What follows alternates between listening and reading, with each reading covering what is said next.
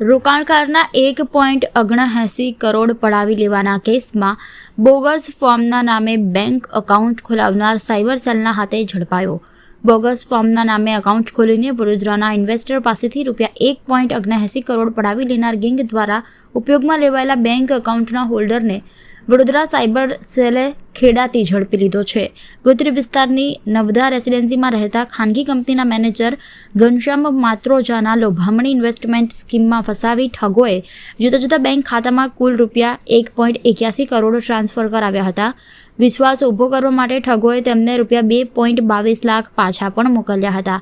આ કેસમાં સાયબર સેલના પીઆઈ જેડી પરમાર અને તેમની ટીમે બોગસ ફોર્મના નામે ખોલાયેલા બેંક એકાઉન્ટના હોલ્ડર મયુર કાળુભાઈ રબારીને ઝડપી પાડ્યો છે।